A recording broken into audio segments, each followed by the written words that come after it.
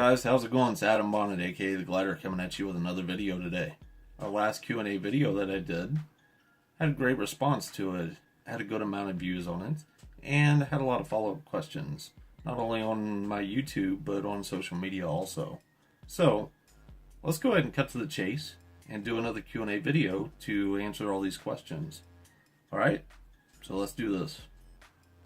Question 1, Alan asked, what are you looking forward to the most at speaking at EnigmaCons 2018? Alan, I'm looking forward to getting back to St. Albans Sanatorium. I love investigating there. I love the place. I love the people there. And also, you know, it's a great opportunity to get the chance to speak in front of new people, you know, to share my stories, share my experiences, let them know that there's no limitations to whatever you decide to do in life. You know, in my situation, I'm a paranormal investigator, so I find ways to do things. Let me go ahead and I'll put the banner up here for EnigmaCons. As you can see on it, it's going to be pretty awesome. We're going to have Mike and Brandon from Tennessee Wraith Chasers. We have Christopher St. Booth, myself. Copperhead will be there also. And what's pretty cool also, Brandy Green from Ghost Hunters International is going to be there. So, it's going to be a good time. It's going to be a good weekend. It's going to be a good investigation. Check it out on social media.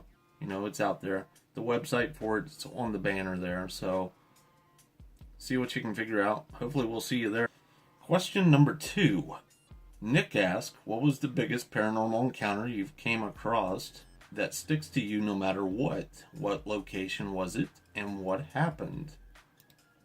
Nick, one of the things that sticks to me in my mind, I was at Moundsville Penitentiary, and it was about 10 of us investigating there. We was in the cafeteria.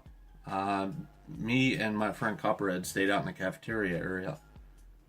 8 of the other people went back to the kitchen. Well, at the kitchen, there's a wall there that separates the kitchen and cafeteria, and there's glass windows in it. We was outside in the cafeteria, like I was saying, and we was counting the people as they was walking through the kitchen. So we got 1, 2, 3, 4, 5, 6, 7, 8. Probably about 40 seconds later, there was another person or a shadow that followed them the exact same path. It was kind of cool. We both looked at each other and was like, we counted 8 people, where's the 9th one? So we went over inside the kitchen and we was like, is anyone else in here with you? And they said, no one else is in here with us. So we done a head count, you know, just to make sure, and then we went and looked around. Then we explained to them that as they was walking single file through there, 30 to 40 seconds after they walked through, somebody followed the same exact path as they did. So that was pretty cool. You know, it sticks with me. So hopefully that answers your question there. Question number 3, Lori asked, have you ever came across a hostile spirit? And have you ever seen a full body apparition? Lori, I have come across hostile spirits.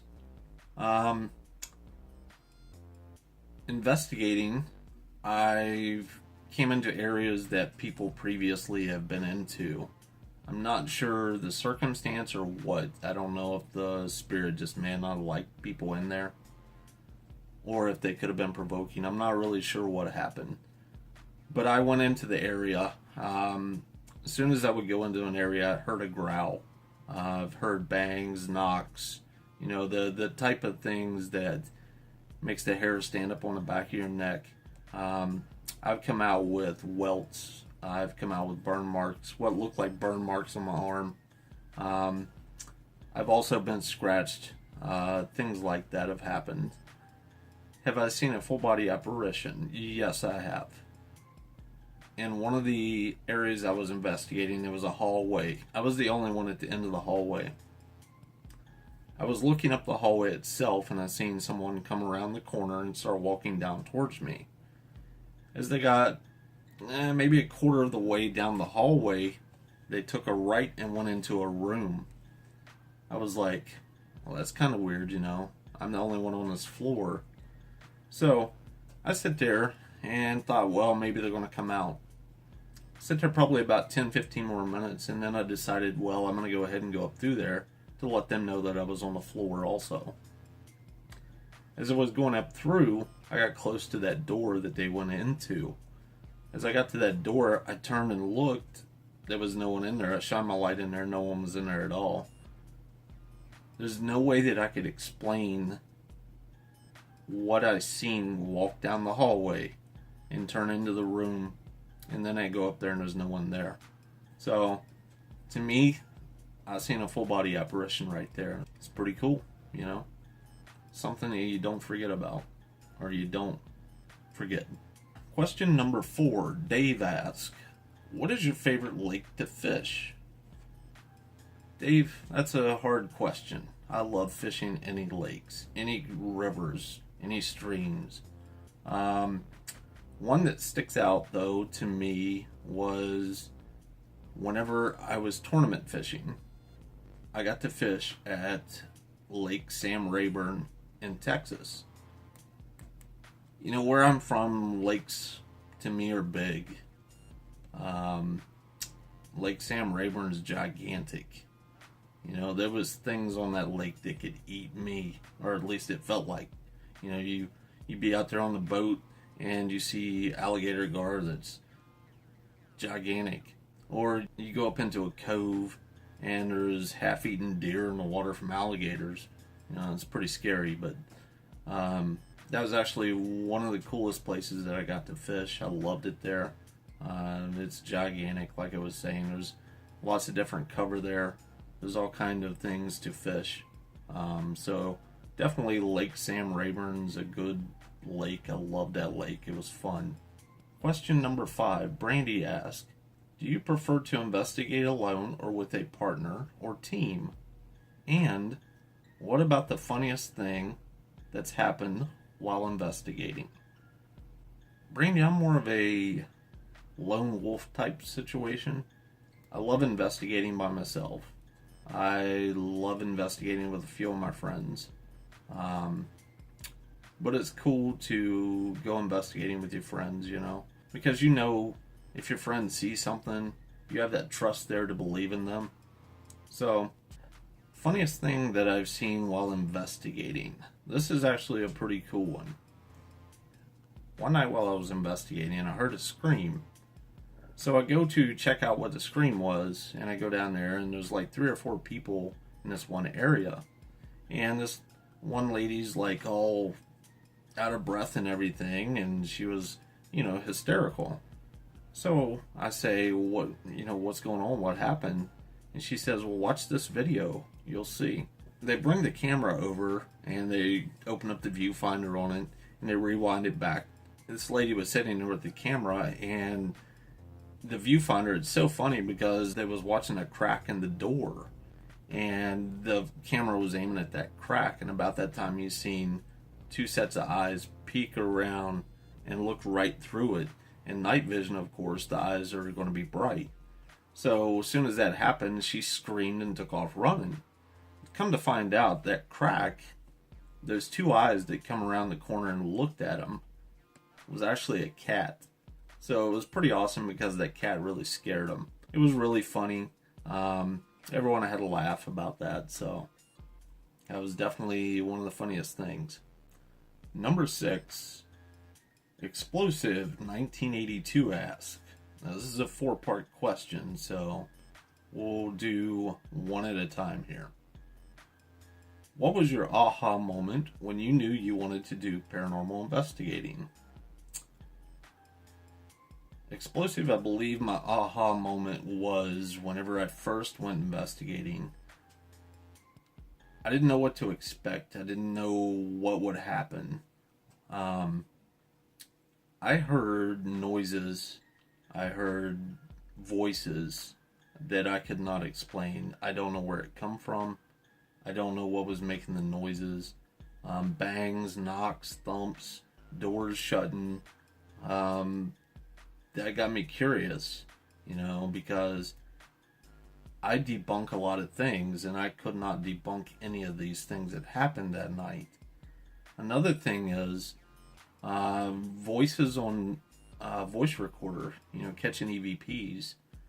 How do you explain that? What's making the voices? What's making audible syllables, sounds, words that shouldn't be making those? So that got me curious. It got me wanting to know what was out there, what the unknown is. So I think that's what everyone's into paranormal investigating for, is to try to figure out the unknown. So that's what pretty much got me into paranormal investigating. Number 2, who was your favorite person to hunt with? My favorite person to hunt with, I would have to say, I got fortunate enough once to investigate with Dave Tango. He's an awesome guy. One night we was going down a hallway. The moon was shining in through the windows, so it kind of lit up the hallway itself pretty good. As we was going down through there, we was just casually just going down through. He was walking down through, and I was rolling down through.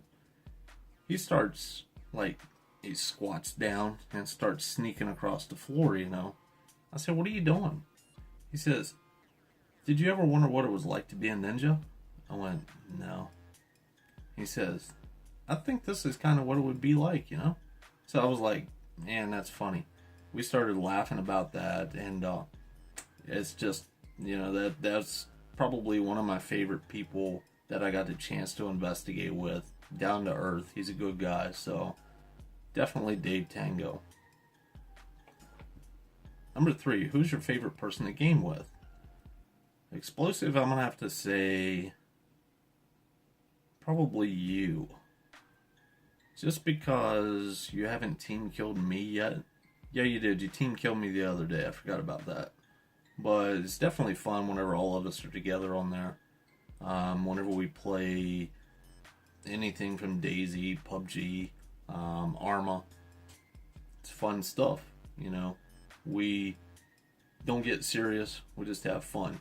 And that's what it's about. Gaming's fun. Between you and Dave, it's a hard choice, but I'll go with you this time, just because you asked the question. So number 4, if you could do anything at all as a career, what would you choose? What would I choose as a career? Well, growing up, I always wanted to be a police officer. I've never been physically able to become a police officer. I went through a 1.5 years of criminal justice. And then I figured I'm not going to become a police officer, So I switched my major to computers and did that. But I always wanted to be a police officer. I've got to do ride-alongs, which was fun. I loved it. It was it made me want to do it even more is the problem. So I think it would have been fun. I love helping people, so it would have been fun. It's kind of weird because I'll be driving down the road, and I'm not a speeder, and I'll be looking at vehicles and I'll be like, well, I would have gave that car a ticket. I always want to become a cop, so that would have been fun. But the career choice just wouldn't have fit me. Anyways, it's something, one of these days, next life. Never know. So anyways, guys, that's the Q&A this time. Hope you enjoyed it. Have any more questions? Drop them below. Let me know. Drop them down there. Or get on my social media. Check out the end of the video. My social media feeds are there. Or the names for my social media. Check it out. Drop some messages there. Let me know. Anyways, guys, that's it for today. Hopefully you enjoyed it. Like, comment, subscribe to my channel if you like it. This is Adam. Take it easy. Catch you on the next one.